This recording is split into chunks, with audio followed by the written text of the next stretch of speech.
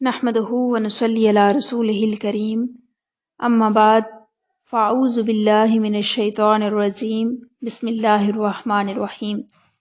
معزز خواتین و طالبات، السلام علیکم ورحمۃ اللہ وبرکاتہ۔ الحمدللہ سورہ بقرہ کی آیت نمبر 51 سے آج ہم اپنے سبق کا آغاز کر رہے ہیں۔ بنی اسرائیل پر جو اللہ تعالیٰ نے نعمتوں کا نزول فرمایا اس کا تذکرہ جاری ہے۔ ایک اور نعمت کا ذکر ہو رہا ہے آج کی آیت 51 میں، جہاں سے ہم اپنے سبق کا آغاز کر رہے ہیں۔ بسم اللہ الرحمن الرحیم۔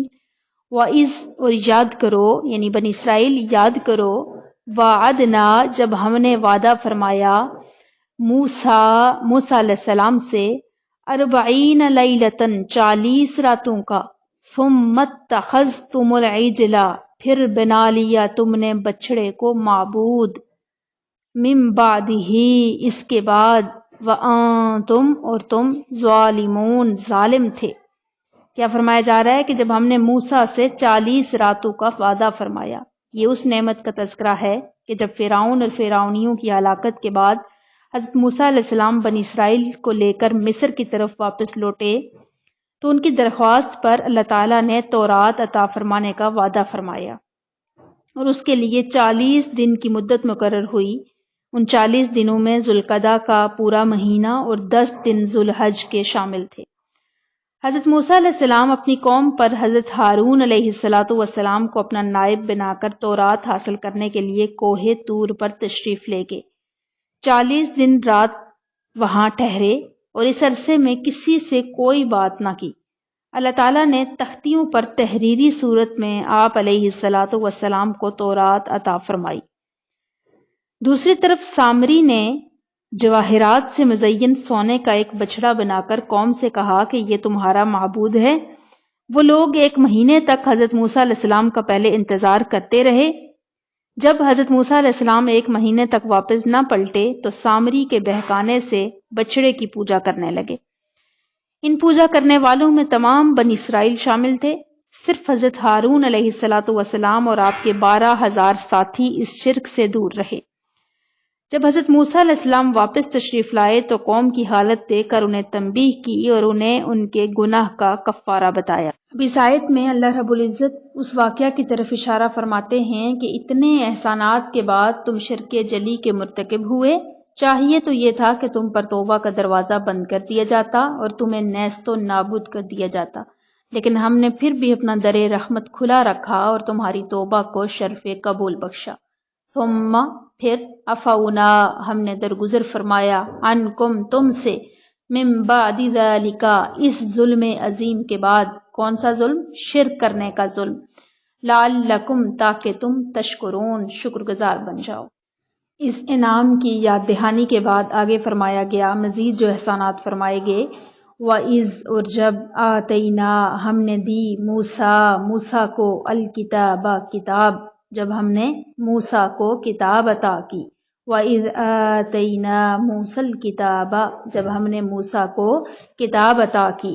وَالْفُرْقَانَ، اور حق کو باطل میں تمیز کر دینے کی قوت عطا کی۔ لَعَلَّكُمْ، تاکہ تم، تہتدون، ہدایت پالو، سیدھی راہ پر آ جاؤ۔ کہ یاد کرو جب ہم نے موسیٰ کو کتاب عطا کی۔ کتاب کے معنی بہت سے علماء تفسیر لکھتے ہیں کہ اس سے مراد تورات ہے۔ والفرقان، حق کو باطل میں تمیز کرنے والی قوت، یعنی کہ جو کفر و ایمان میں فرق کرنے والے معجزات جیسے عصا اور ید بیضاء وغیرہ جو آپ کو عطا کیے گئے۔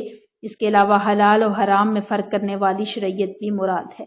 آگے پھر ان کو یاد دلائی جا رہی ہے کہ اے بنی اسرائیل اس وقت کو یاد کرو۔ وَإِذْ قَالَ، اور یاد کرو جب کہا، اور اِذْ، جب، قَالَ، کہا، موسیٰ نے، لِقَوْمِهِ، اپنی قوم سے، یا قومی، اے میری قوم، انکم، بے شک، تم نے ظلم کیا، انفسکم، اپنی ہی جانوں پر، اپنے آپ پر، باتخاذکم العجل، بچڑے کو خدا بنا کر، بچڑے کو معبود بنا کر، فتوبو، پس چاہیے کہ تم توبہ کرو، الی بارئکم، اپنے خالق کے حضور، اپنے رب کی بارگاہ میں، فقتلو، سو قتل کرو، انفسکم، اپنوں کو، ذالکم یہ خیرن بہتر ہے لکم تمہارے لیے عند بارئکم تمہارے خالق کے نزدیک فتاب پس توبہ قبول کر لی گئی علیکم تمہاری طرف سے فتاب علیکم پس تمہارے خالق نے تمہاری توبہ کو قبول کر لیا انہو بے شک وہی ہے هو التواب الرحیم توبہ قبول کرنے والا مہربان۔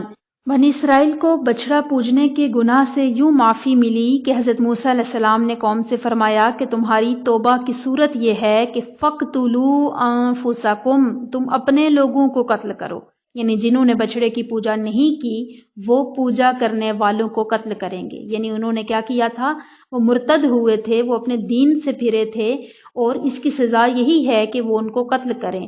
جنہوں نے اللہ کے علاوہ کسی کو اپنا معبود بنایا، جنہوں نے جان بوجھ کر شرک کیا، جنہوں نے حق جاننے کے بعد حق و باطل میں تمیز کرنے والے معجزات دیکھنے کے بعد تورات جیسی عظیم کتاب ان کے سامنے ہے، اس کو پڑھنے کے بعد انہوں نے اپنے دین سے جو منہ پھیرا ہے، تو اس صورت میں ان کی سزا یہ ہے کہ کیا کریں، فَقْتُلُوا أَنفُسَكُمْ وہ اپنوں کو قتل کریں، یعنی جنہوں نے پوجا نہیں کی وہ پوجا کرنے والوں کو قتل کریں، اور وہ مجرم اگر معافی چاہتے ہیں تو وہ راضی خوشی سکون کے ساتھ قتل ہو جائیں۔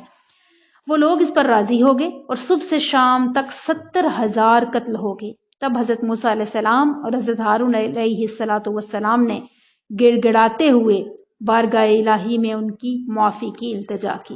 اس پر وحی آئی کہ جو قتل ہو چکے وہ شہید ہوئے اور باقی بخش دیے گئے، قاتل اور مقتول سب جنتی ہیں۔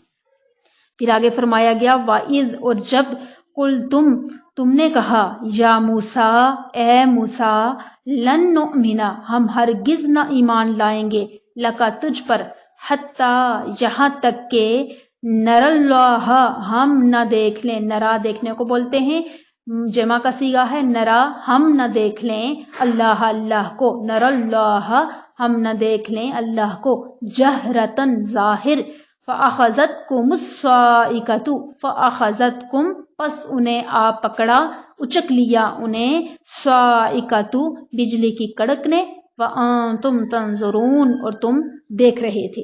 اب یہاں پر بھی ایک اور ان کی ہٹ درمی کا ذکر ہو رہا ہے، اور پھر جو ان پر اللہ کی طرف سے ایک انعام پھر نازل ہوا، پھر کرم فرمایا گیا۔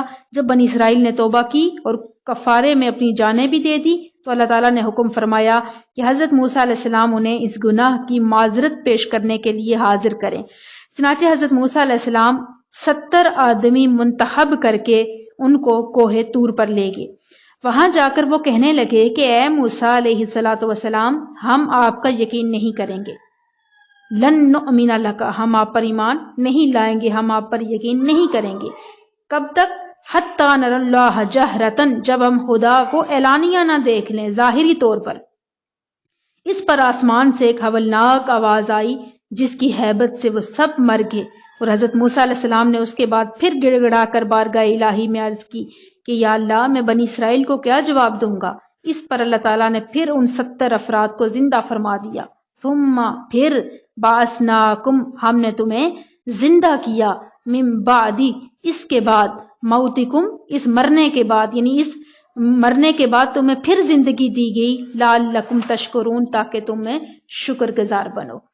اگر آپ ان آیات پر غور کریں تو یہ معلوم ہوتا ہے کہ بنی اسرائیل بار بار گناہ کر رہے ہیں، حضرت موسیٰ علیہ السلام بار بار ان کے لیے رب کی بارگاہ میں سفارش کر رہے ہیں، اور رب کریم بار بار ان کے گناہوں کو معاف فرما کر پھر ان کے لیے مزید انعامات کا نزول فرما رہے ہیں۔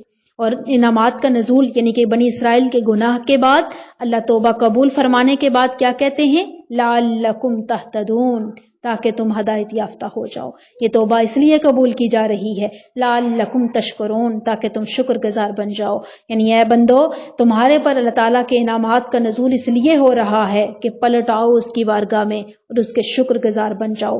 پلٹ آؤ سیدھی راہ کی طرف اور ہدایت یافتہ ہو جاؤ اور اپنے رب کی قربت اور معرفت کو حاصل کر لو۔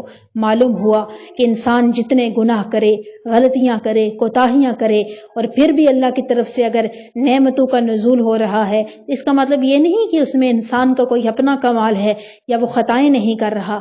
ان خطاؤں کے بعد اگر نعمتوں کا نزول ہے تو اس کا مطلب یہ ہے کہ رب کریم نے تمہیں ڈیل دے رکھی ہے کہ تمہارے گناہ، غلطیاں، کوتاہیاں، لغزشیں، سب کچھ ہونے کے باوجود وہ رب نہ رزق بند کرتا ہے، نہ تمہاری عزت میں کوئی کمی آتی ہے، نہ تمہارے جان و مال میں کوئی کمی آتی ہے، نہ تمہارے مرتبے میں کوئی کمی آتی ہے۔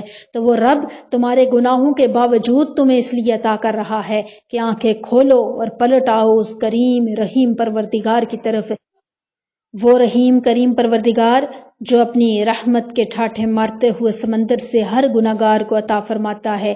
وہ رحیم پروردگار جس کی رحمت کا دروازہ ہر وقت کھلا ہے، وہ ہر وقت اپنے بندوں کا منتظر رہتا ہے کہ کوئی ہے مجھ سے توبہ مانگنے والا، گناہوں پر شرمندہ ہو کر آنے والا، گناہوں کی معافی مانگنے والا، میں اس کو معاف کرنے کے لیے تیار ہوں۔ اور یہاں پر ہم اگر موسیٰ علیہ السلام کو دیکھیں تو موسیٰ علیہ السلام ان کے گناہوں کے باوجود رب کی بارگاہ میں ان کے لیے التجا کر رہے ہیں، دعا کر رہے ہیں۔ یہ ہے ایک نبی کا اپنی امت کے ساتھ تعلق، یہ ہے خدا کا اپنی مخلوق کے ساتھ تعلق کہ ایک نبی اپنی امت سے مخلص ہے اور انہیں بار بار دعا کر کے معافی دلوا رہا ہے، اور وہ رب اپنی مخلوق سے اتنی محبت کر رہا ہے کہ ان کے گناہوں کے باوجود انہیں معاف فرما رہا ہے۔ یہی رشتہ ہے، اور یہ اس سے کئی گنا بڑھ کر ہمارے آقا حضرت محمد مصطفیٰ صلی اللہ علیہ وآلہ وسلم کا ہمارے ساتھ رشتہ ہے، جنہوں نے دنیا میں زندگی میں اپنی 63 سالہ زندگی میں ہر لمحہ اس امت کے لیے خیر بانٹی، اس امت کے لیے دعا مانگی، اس امت کی خیر و برکت کے لیے رب کریم کی بارگاہ میں ہاتھ اٹھائے۔ اور وہ ہمارے آقا جن کی وفا کا یہ عالم ہے کہ وہ بروز حشر بھی ہمیں تنہا نہیں چھوڑیں گے، انہوں نے ہمارے لیے کتنے معاملات میں آسانیاں بانٹی۔ ان کے ساتھ ہماری اگر بے وفائی ہو جائے اور ہمارا رشتہ کمزور پڑ جائے تو ہم بہت ہی خسارے کا سودا کر رہے ہیں۔ ہمارا اپنے آقا کریم صلی اللہ علیہ وآلہ وسلم سے یہ رشتہ ہونا چاہیے کہ ہم ان کے فرمودات اور ارشادات کو حرف آخر سمجھے، کیونکہ ان کا ہمارے ساتھ بڑا ہی گہرا رشتہ ہے۔ اور پھر جب ان کا ہمارے ساتھ اور ہمارا ان کے ساتھ گہرا رشتہ ہے تو نبی کا کام ہی یہی ہے کہ وہ امت کا تعلق، مخلوق کا تعلق اپنے خالق کے ساتھ جوڑتا ہے۔ تو جب ہم اس تعلق کو مضبوط کریں گے تو ہمیں خدا کی معرفت، اس کی قربت نصیب ہوگی، اور ہمیں اپنے گناہوں کی بھی معافی مل جائے گی، اور اس رب کی رضا کا پیکر بن کر ہم دنیا اور آخرت کی کامیابیوں کو سمیٹ لیں گے۔ تو